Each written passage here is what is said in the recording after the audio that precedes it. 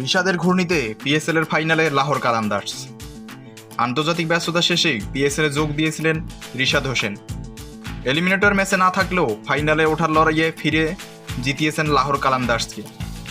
সাকিবের ব্যর্থতার দিনে 3 উইকেট নিয়ে দুইবারের শিরোপাজয়ী দলটিকে ফাইনালে তুলেছেন রিশাদ হোসেন।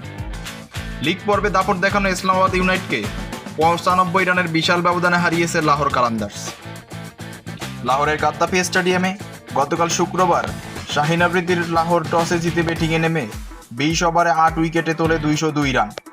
পাহাড় সমান লক্ষ্য তাড়া করতে নেমে রিশাদ, শাহিন ও সালমান মির্জার বোলিংয়ের সামনে দাঁড়াতেই পারেনি শাদাব খানের ইসলামাবাদ ইউনাইটেড। 15.1 ওভারেই তারা 107 রানে গুটিয়ে যায়।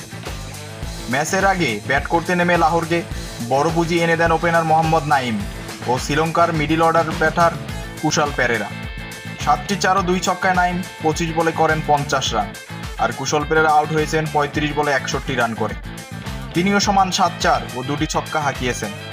অন্যদিকে বাংলাদেশের সাবেক অধিনায়ক সাকিব আল হাসান ব্যাট বল 2 বিভাগেই ব্যর্থ ছিলেন। আগের ম্যাচের মতোই আউট হয়েছেন ডাক নিয়ে। রিশাদ 2 বল খেলে 1-4-এ 5 রান করে রান আউট হয়েছেন। লক্ষ্য তারায় নেমে ইসলামাবাদ শুরু থেকেই ছিল দিশেহারা।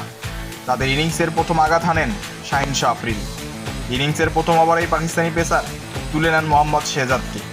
পরের ওভারে সালমান ফেরান টুর্নামেন্টের সর্বোচ্চ রান সংগ্রাহক সাহেবজাদা ফারহানকে। 3 রানেই 2 উইকেট হারায় সাবেক বিশ্ব চ্যাম্পিয়ন ইসলামাবাদ ইউনাইটেড। এরপর সালমান রাশি, ফন্ডার ডুসেন ও ইমাদ ওয়াসিমকে ফিরিয়ে ম্যাচের লাগাম আরও নিজেদের দিকে টেনে নেন লাহোর কালান্দার্স। এরপরে শুধু রিশাদের খেলা। রিশাদ দেখালেন নিজের খেল। ইসলামাবাদে 33 রানে 4 উইকেট হারানোর পর সালমান আগা ও শাদাব খান মিলে ইনিংস মেরামত নেমেছিলেন, তবে 16 রানের মধ্যেই দুজনকেই ফেরান রিশাদ হোসেন। এরপর জিমি নিসামকেও আউট করে লাহোরকে জয়ের প্রান্তে নিয়ে যান তিনি। লাহোরের অধিনায়ক শাহিন বাকি কাজটুকু সেরেছেন।